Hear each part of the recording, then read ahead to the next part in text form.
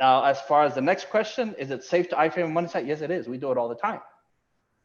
Right? You do it, especially when you do your location. Bradley, isn't that right?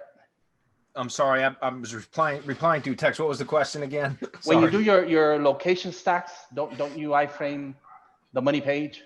Yes, I do. In the Yeah, G and site. yeah, In the G site, yeah. yeah, that's what he's asking. Yeah, it's perfectly okay. Perfectly okay. I would even do embed runs with the money site included. There's no reason for that because an iframe is not a hyperlink. It's not an HTML hyperlink and therefore does not pass a penalty. Very simple with that. It's treated differently. And Yeah, then, hang on a second. I'm sorry. Recommend iframing other assets in the stack, and then yeah, either way, you're gonna. The whole point of this is generating power and then exponentiating the power through iframes. That's all that is. So I haven't. Now I know our link builder Daddy. He showed some examples to me of iframing the money site directly in embed gigs. I haven't done that. Not that I just haven't ever tested that. I've seen some of the results that he's had from it, but I always use the G site, which is what, you know, Marco really drilled that into me a long time, 5 years ago. So I always use the G site. So in other words, I'll create the theme mirrored page on the G site and iframe my money page into it, right? Because it's a 1-to-1 ratio of pages on the G site to the money site. So I iframe the money site at the very top of that page. And then I'll use that G site URL as like I'll embed that perhaps in an embed gig and then run links to that or run links directly to the G site page itself, if that makes sense. That might be something that I can test going forward with some of the other stuff that I'm doing is just iframe a money site page directly into the embed gigs and see how that works as well. But I have not tested that. What's interesting though, is it does, from what I remember from Dedia showing me, I think it was about a year ago now. It's really interesting, but it registers like the iframes when you have a money page in there, it will register as traffic hits in analytics. I guess when the bots come crawl, you'll see like it shows as traffic from some of those places that it's embedded from. And I don't know if it's showing, because I didn't dig into the data real deep, but it showed in analytics as hits from those websites. So I don't know if it's considered referral traffic or what, but I think there might be some potential there. I've just never tested that. Have you tested that, Marco? Sorry, I'm muted. I iframe anything I can everywhere I can, and I do iframe the money site in the G site. Yes, yeah, I do. But do direct iframe embed gigs for the money site. No, I haven't done that yet. Right.